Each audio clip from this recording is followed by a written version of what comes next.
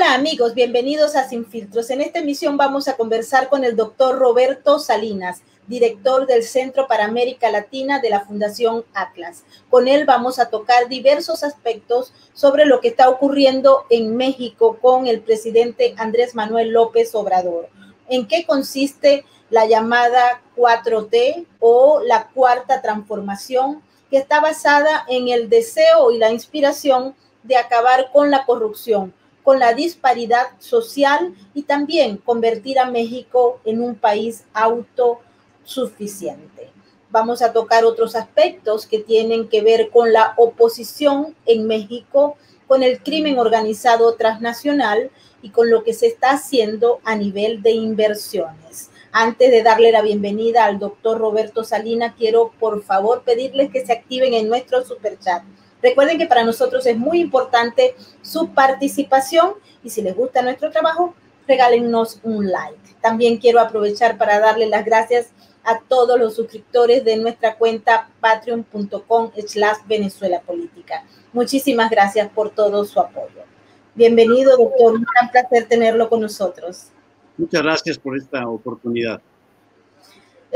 Doctor, explíquenos cómo está produciéndose en México el proceso llamado 4T. ¿Ha avanzado? ¿Está destruyendo todo lo que existía? Hay mucha preocupación afuera porque el planteamiento del presidente Andrés Manuel López Obrador ha generado de manera reiterada acusaciones de que México va directo al socialismo. Sí, bueno, es una pregunta amplísima que tiene varios matices. Andrés Manuel López Obrador ha caracterizado su presidencia, su administración, como la cuarta transformación de México. No voy a entrar en los detalles, pero vaya, lo ve el equivalente a un hecho histórico como lo fue la independencia o como lo fue la revolución. Aunque a ciencia cierta no sabemos exactamente todavía qué significa esta transformación. Sin embargo, si vemos los hechos, sí encontramos que en esta contraposición que él ha hecho a lo que él llama la larga noche neoliberal de México, básicamente de 1988 hasta que López Obrador toma el poder en 2018, que todo eso, pues básicamente hay que hacer una marcha atrás generalizada con la excusa de limpiar la corrupción. La corrupción, que es un tema aparte, es un problema crónico, endémico en México, es muy bien conocido, no es por el voluntarismo de un nuevo Mesías que llega al poder o un caudillo que llega al poder que se va a erradicar la corrupción de la noche a la mañana. De hecho, sigue habiendo muchísima corrupción y dentro de sus propios círculos también hay una gran cantidad de corrupción todavía, porque no es algo, es algo que tiene que ver mucho con las reglas del juego, con las prácticas, con lo que en inglés se llamaría el governance, la gobernanza política, la transparencia. De hecho, la administración de López Obrador es mucho menos transparente que otras administraciones, y eso no exime, digamos, los escándalos que vimos en la administración de Enrique Peña Nieto o en presidencias anteriores. Pero lo que sí es sumamente preocupante es ver una especie de política pública basada en un mecanismo de decisiones en donde impera primero la ignorancia, que está bien, o sea, nos rodeamos de gente que sepa en tal o cual tema, pero esa ignorancia se compagina también o se combina con una profunda intolerancia y quizá lo más importante también con un profundo resentimiento. Entonces, muchas decisiones se hacen con rencor. Yo creo que la decisión más lamentable, por no decir, creo que la única palabra correcta que se puede utilizar es estúpida, fue la cancelación del nuevo aeropuerto. Ya había una inversión hundida ahí de 5,000 millones de dólares, ¿sí? Y la cancelación que se llevó a cabo en base a una consulta del menos del 1% del padrón electoral, en zonas controladas por su propio partido. Yo fui a votar y a mí le tomaron la foto a mi credencial de elector. Eso es ilegal. ¿Sí? Entonces, una consulta completamente amañada, con un porcentajito chiquititito, dizque para que legitimar la decisión si se cancela o no el nuevo aeropuerto. Esto fue realmente una señal de que aquí l'État se AMLO. Yo soy el que manda, aquí, como decimos en México, mis chicharrones truenan, y que todo el mundo se acomode a la nueva forma de hacer las cosas. Todavía para cancelar el aeropuerto, Maybor tuvo que invertir otros 6,000 millones de dólares, porque había bonos ahí, había compromisos. Entonces fue no tan solo acabar con el nuevo aeropuerto, que hubiera sido de los 10 mejores del mundo, sino también tirar a la basura 13,000 millones de dólares, ¿sí? Y enviar una señal que aquí pues, las inversiones van y vienen y dependen de consultas patito. Acaba de hacer lo mismo en Mexicali, en donde una inversión de casi 2,000 millones de dólares de la cervecera Constellation Brands en Mexicali, que se ha convertido en un centro de inversión y de manufactura sumamente importante en México. Otra vez, una consultita del menos del 1% de la población y que se vayan de aquí porque iban a utilizar demasiada agua que era necesaria para las familias más necesitadas. Por cierto, el acuerdo y el compromiso de Constellation Brands era, al contrario, era que iba a donar, después del agua que utilizara para la construcción de la cervecera, tenía el compromiso de reparar y todavía donar una cantidad adicional a lo que es la necesidad acuífera de la región. Entonces, aquí son decisiones no que se hagan necesariamente por ignorancia o que no conocemos, sino más bien no me importa lo que digan los expertos, no me importa lo que digan los que hacen costo-beneficio, aquí se va a hacer como yo mando. Y si así manda, legitimado, disque democráticamente, con consultas que son completamente amañadas, más que decir que vamos en camino al socialismo, ciertamente México va en camino a un régimen de inversión que es completamente inconfiable. En energías renovables se está haciendo lo mismo. Acaba también de una forma muy mañosa de manipular la situación de tal suerte que eleva el costo de la tarifa de aquellos que han invertido en renovables. Y bueno, pues tenemos a empresas como Iberdrola que dice yo ya en México no meto un centavo más. De hecho, nuestra impresión es que lo que quiere es que Iberdrola se vaya de México del todo y sus 10,000 millones de dólares que han metido de inversión. Entonces, es sumamente paradójico, pero López Obrador, la 4T, la cuarta transformación, la 4T, como le decimos en México, está fincada en una nostalgia sumamente dañina. Regresar a lo que eran los 70s y los 60s y convertir al petróleo, más bien a petróleos mexicanos, el monopolio petrolero, en la palanca del desarrollo y que todo se administre desde Palacio Nacional o desde la presidencia. Así que es completamente regresar a esa pirámide que tanto daño le hizo a México en el siglo pasado. Y el hecho de que él desee controlar y que utilice el mecanismo, por ejemplo, de las elecciones o de la consulta popular para ratificar y legitimar decisiones que ya él ha tomado, pero que las quiere bañar de pueblo, ¿no sí significa que está caminando hacia el autoritarismo?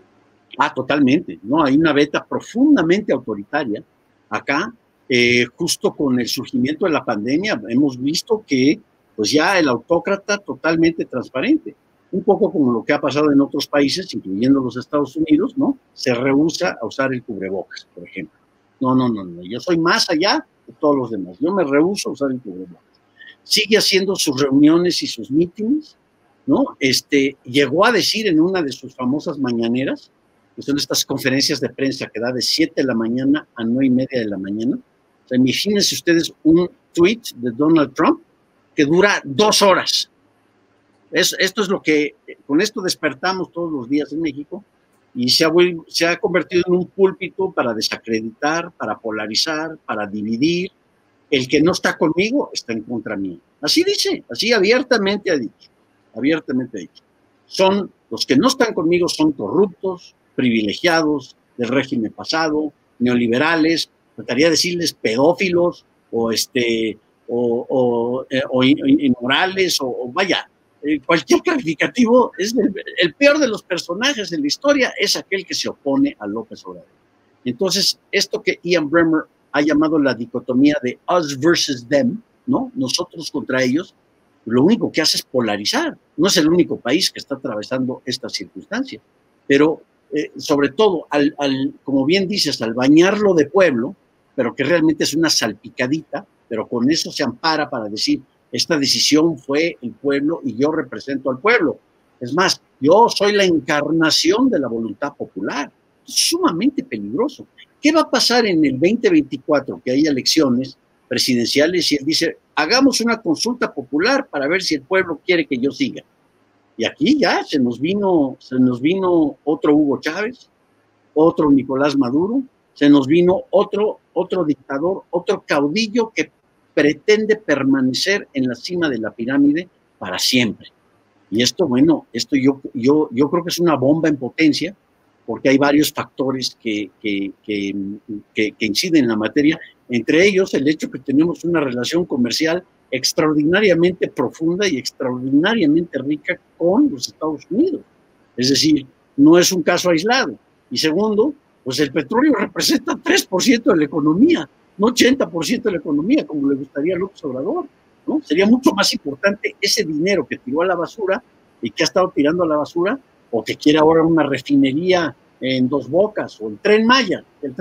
Otra decisión terrible, legitimada por consulta popular, que por cierto va a ser un daño ecológico espantosísimo.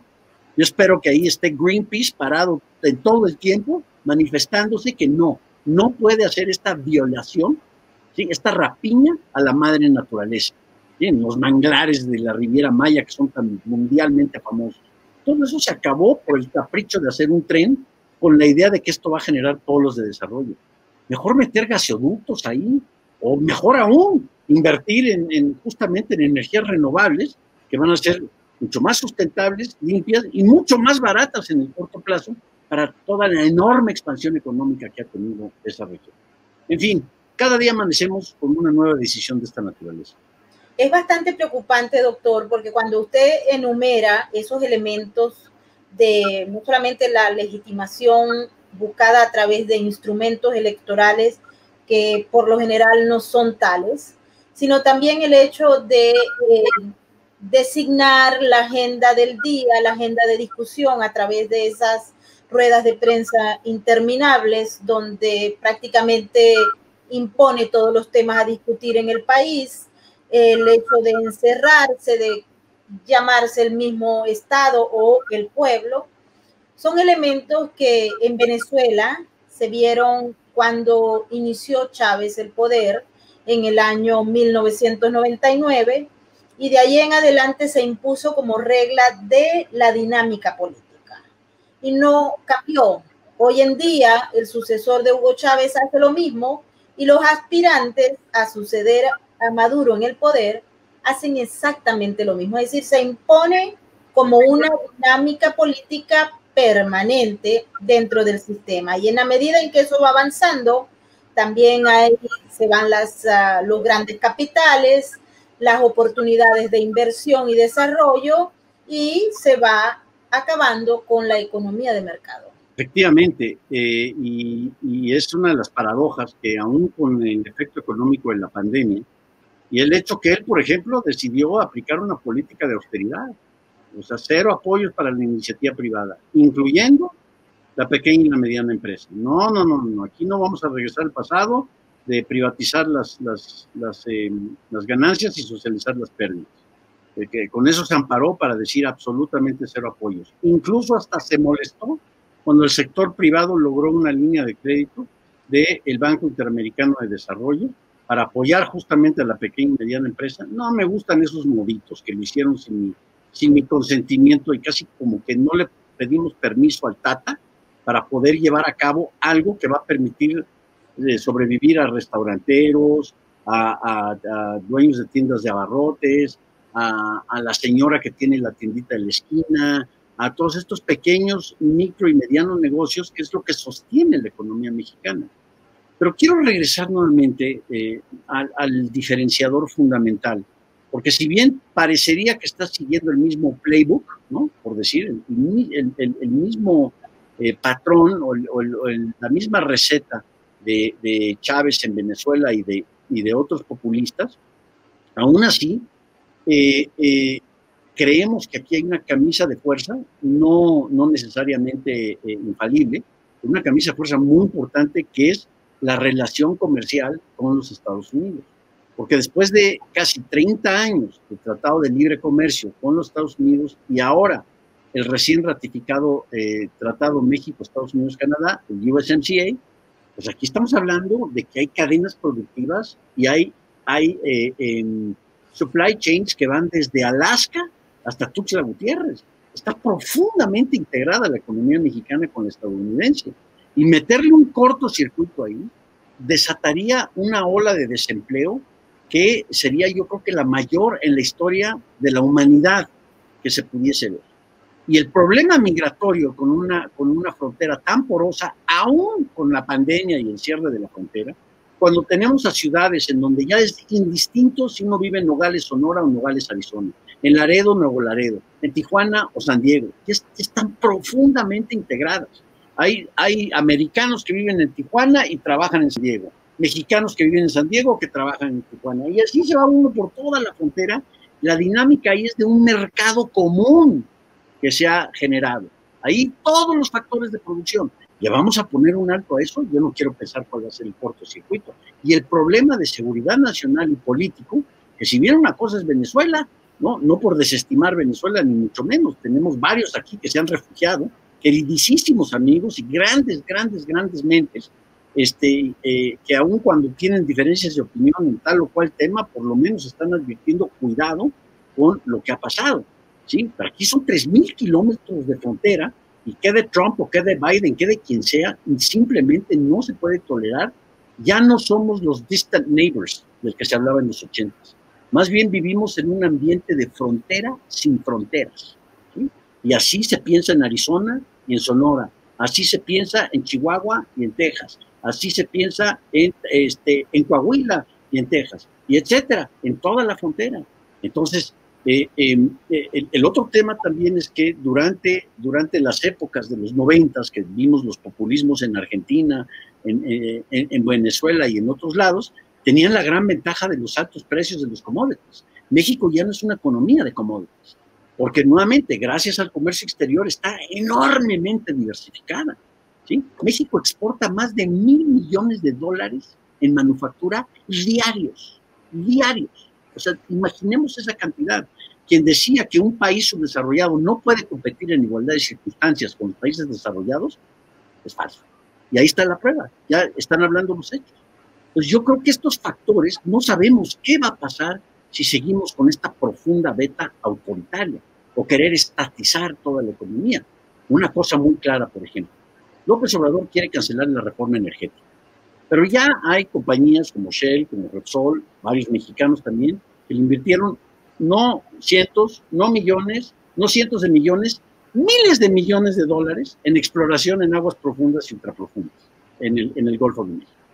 Que se van a quedar con los brazos cruzados porque llega el Mesías tropical aquí a expropiar porque esto es del pueblo. No. Esto se va inmediatamente a una corte regional de resolución de disputas. ¿Y sabe qué, Mayro?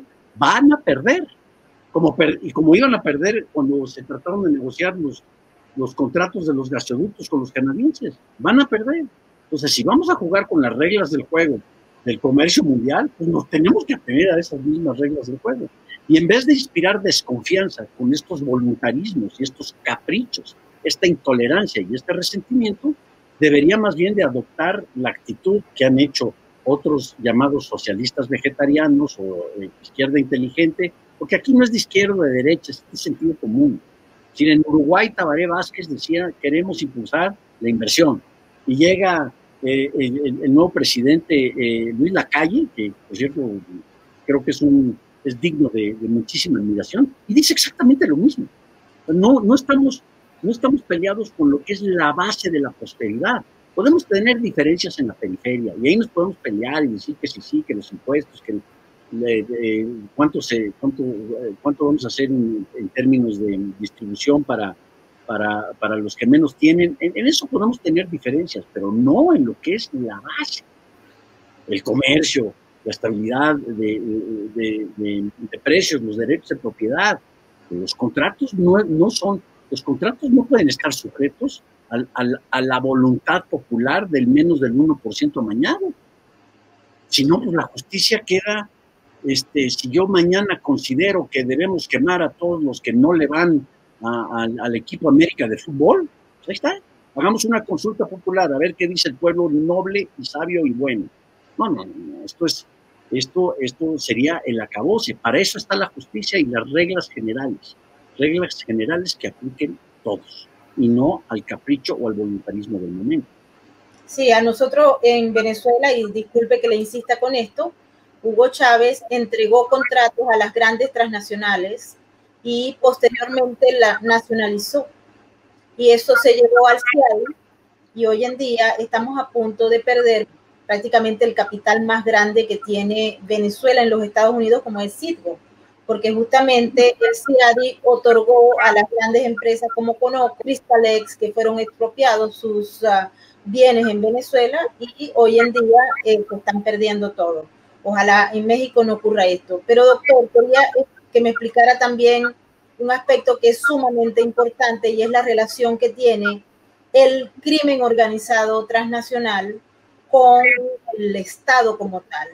Hemos escuchado opiniones importantes, voceros que señalan que hay como un ablandamiento en función de lo que es la parte del Ejecutivo con las acciones de algunos de los carteles que tienen prácticamente tomados algunos espacios en México. ¿Nos podría explicar? Sí, caray, es un tema muy difícil. Yo no soy especialista en la materia, pero sí puedo compartir 2 o 3 observaciones que ojalá sean pertinentes. Y pertinentes sobre todo a la luz de la captura del general Cienfuegos, condecorado por la propia milicia estadounidense y todo un personaje. El hecho que la DEA, con sus tecnologías de hoy en día, logró espiar intercambios que no estaban encriptados en su BlackBerry, en su entonces BlackBerry, y pues cayó. Pero el hecho que no le hayan avisado a México habla mucho de la desconfianza que hay por parte del gobierno estadounidense con el gobierno de México.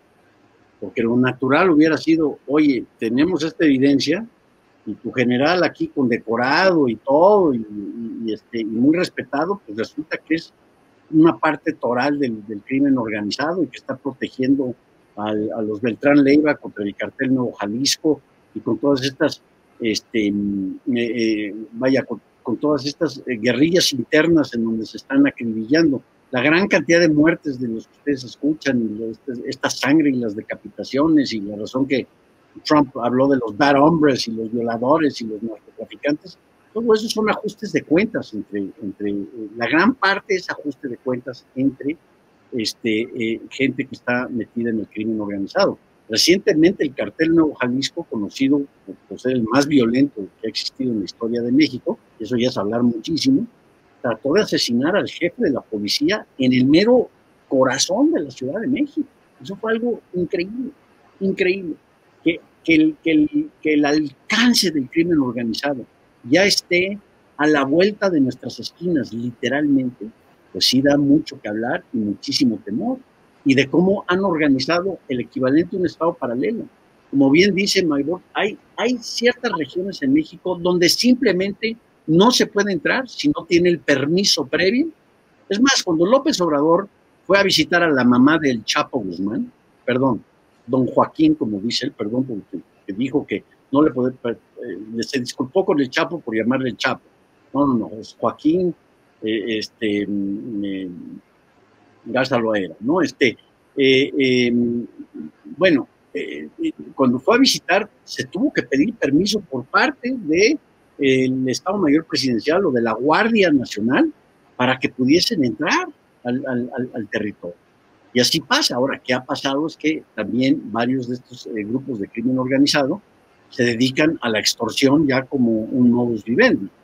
O sea, lo que pasó en Colombia en los 80s y sigue pasando en algunas regiones y en los 90s, pero multiplicado por, no sé, por 100, ¿no? Entonces, si tienen que cruzar del estado de Durango al estado de Sinaloa, no, pues ahí hay cuota de piso. Hoy en día los hoteles en centros turísticos tienen que pagarle al narco, que ya se está metiendo al negocio de menudeo, tienen que pagarle una cuota.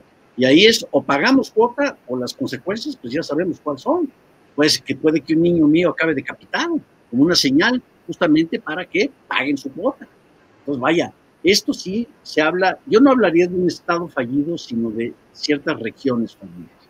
Ahora, en los Estados Unidos son very quick to judge, como dirían en inglés. Ellos son parte del problema, porque la gran parte de la cocaína, la metanfetamina, la heroína, ¿sí?, que transita por México, pues van a las venas y a las raíces de consumidores americanos. Hay todo un tema de no es que la legalización de las drogas vaya a ser la varita mágica y la solución, pero hay que empezar a contemplar otros métodos que no sea la guerra contra las drogas. Claramente ha fracasado esa guerra, porque hoy están más poderosos que nunca. Tan poderosos que pueden darse el lujo de tratar de asesinar al jefe de la policía de la ciudad más grande del mundo. ¿Sí? Esto sucedió hace 4 meses. Tan poderosos que incluso cuando capturaron al hijo del Chapo Guzmán, ¿sí?, una llamada del presidente, no, liberen. ¿Por qué? Porque si no iba a haber un derramamiento de sangre sin precedentes. Así que es una situación sumamente preocupante. El armamento que viene de Estados Unidos y que surge prácticamente de la tecnología de armamento, pues, la más sofisticada de todo el mundo, pues aquí es pelear si tienen si nosotros tenemos semiautomáticos, ¿no? Ellos parecería que tienen los automáticos. Entonces hay todo un aparato de inteligencia que para desmontarlo creo que se necesita mucha reflexión y que se necesita muchísima cooperación con Estados Unidos. En una de esas ahí puede haber vínculos también con grupos terroristas como lo que se ha manejado también en Venezuela y en otros países latinoamericanos. Repito, yo no soy conocedor del tema, pero es profundamente preocupante ver cómo el crimen organizado ha penetrado prácticamente todos los rincones de lo que es el Estado mexicano, a nivel federal, a nivel estatal y sobre todo a nivel municipal. A nivel municipal es facilísimo. Uno llega a un municipio y dice, mira amigo, te voy a pagar $1 millón al año o te decapito a ti y a toda tu familia. Escoge tú. Pues, ¿qué vas a hacer? ¿Qué vas a hacer? De ese tamaño es el problema. Sí, bueno, he tenido oportunidad, por ejemplo, de cubrir el juicio de Joaquín El Chapo Guzmán. Ahorita está acá en Nueva York también el de Genaro García Luna, el del general Cienfuegos, que está por llegar de California. Son varios personajes que dejan ver los entretelones. Y cuando usted se preocupaba porque la DEA o el gobierno de los Estados Unidos no había logrado hablar o suministrar información sobre el general Cienfuegos, es precisamente porque se había dictaminado, de acuerdo a los fiscales, que cuando se compartía información sobre investigaciones que estaban haciendo, ellos suministraban la información a los investigados y los investigados a su vez a los carteles. Entonces hay una penetración bastante importante. Pero para irnos a otro tema, ¿qué pasa, por ejemplo, con lo que es la oposición a López Obrador? Hay una demonización por parte del presidente López Obrador sobre la oposición.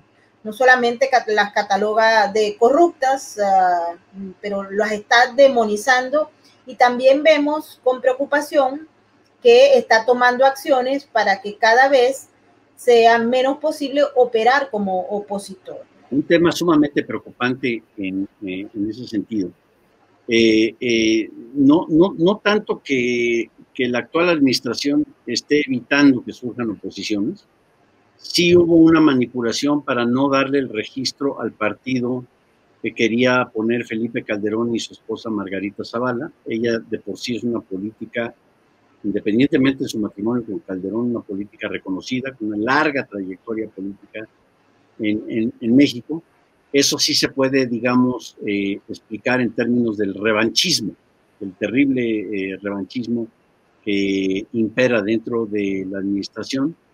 Pero yo creo que aquí habría que hacer más una reflexión de que no hay una unión que se logre consolidar como una fuerza opositora creíble, una promesa creíble de oposición que surge en México. Ricardo Anaya, que fue el candidato del Partido de Acción Nacional en las elecciones del 2018, se empieza a contemplar si va a surgir o no. Hay gobernadores que se están perfilando como posibles candidatos. Hay todo un movimiento independiente. Y ahora ha surgido un movimiento civil llamado Frena, el Frente Opositor a López Obrador, que pues básicamente lo que quieren es que se vaya. Yo creo que esto hace muchísimo daño. No tan solo están mostrando los mismos la misma beta de intolerancia del propio López Obrador, sino que también, bueno, la democracia habló el 2 de julio del 2018. Hay que respetar ese voto y ganó por las buenas.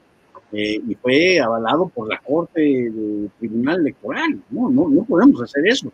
Porque al rato, cualquiera que se manifieste en Los Pinos, en Palacio Nacional o en las oficinas presidenciales, ya, sácate y entra el nuevo, ya, eso sí sería un Estado fallido, o lo que aquí nos gusta llamar, en vez de Estado de Derecho, Estado de fuego, ¿no? Completamente ya dentro del sistema político. No, la oposición tiene que venir con qué ideas vamos a proponer que sean diferentes de la cuarta transformación. ¿Qué candidatos pueden empezar a proponer, no tan solo a reaccionar, sino también proponer nuevas oportunidades de crecimiento, de prosperidad, de progreso?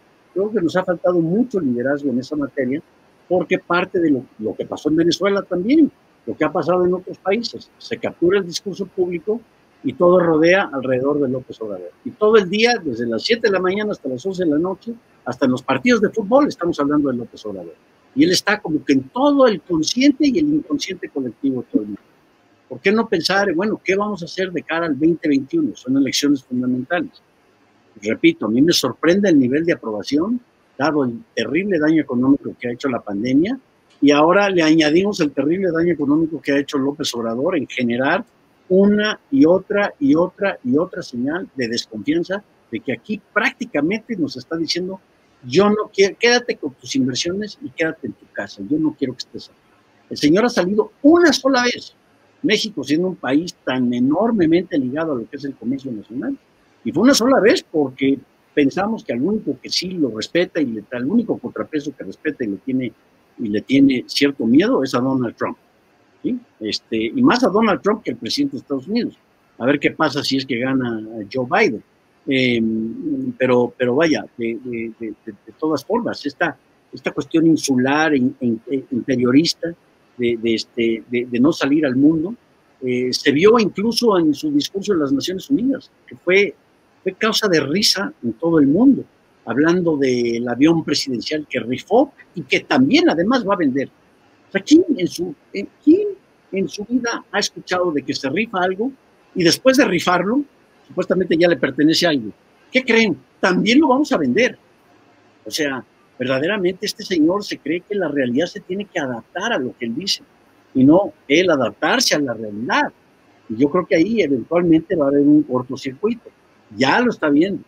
¿Cómo incide esto en el tema político? No sabemos.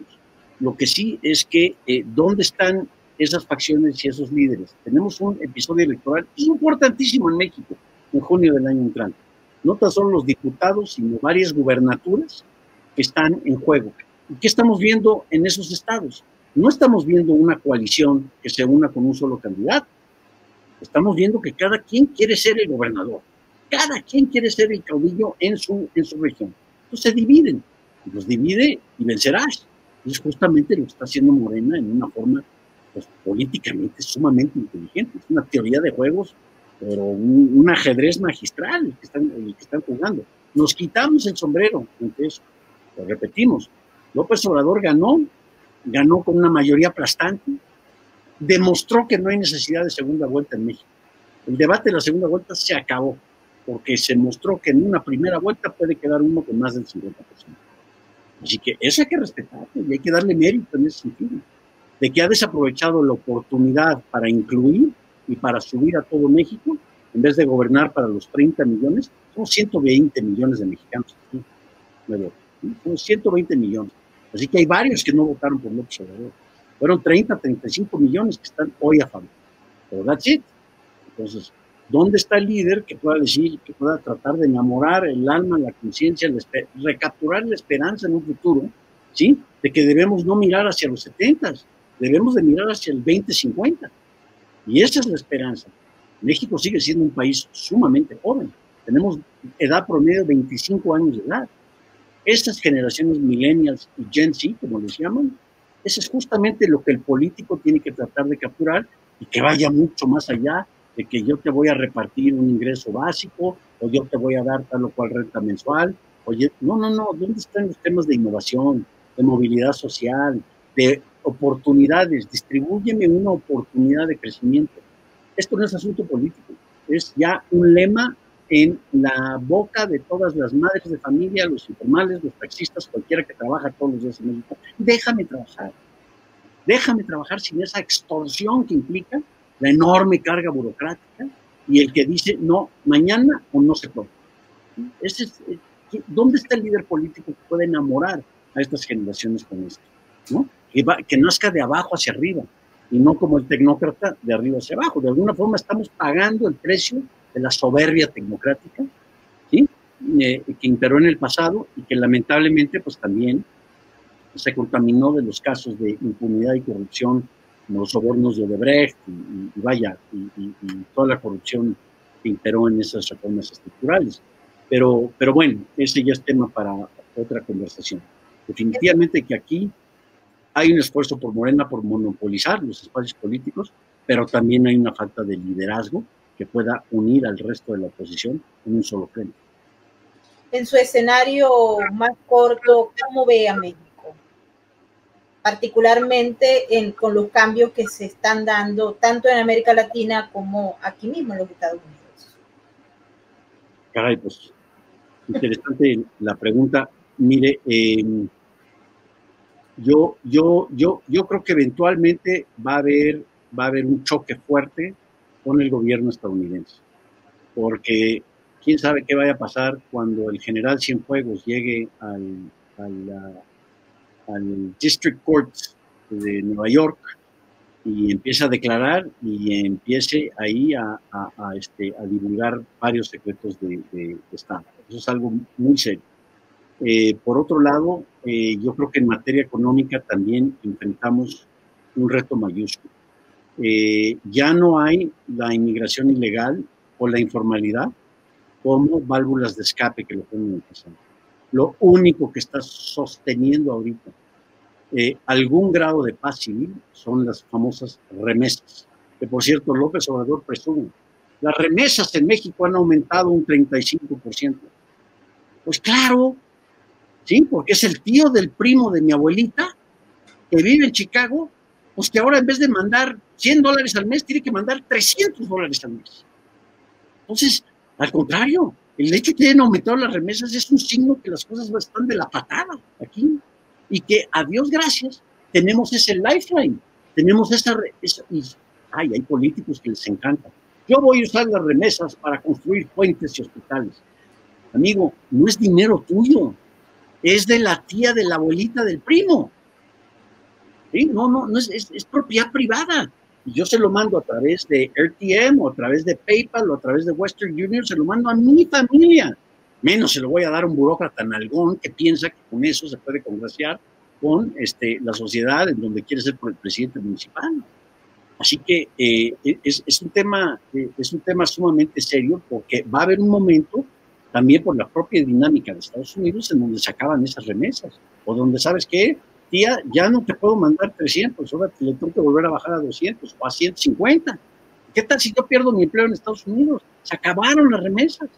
Y eso eventualmente creo que va a llevar a una situación. Ahora, el tema de Petróleos Mexicanos también es muy interesante, muy, muy importante, porque Petróleos Mexicanos de por sí ya era la empresa más endeudada en el mundo petrolero, ¿sí? Más de $107 mil millones de deuda. Están invirtiendo en una refinería que no hace ningún sentido. El margen, el producto está en la extracción de petróleo. Y ahora con la reforma energética tenemos oportunidad de asociarnos con empresas que tienen las tecnologías para esa extracción que viene de aguas profundas y ultraprofundas.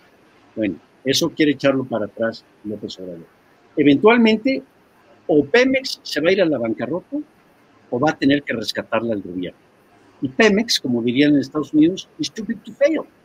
Tan así que los inversionistas incluso están comprando más bonos de Pemex porque el rendimiento es mayor. ¿Por qué?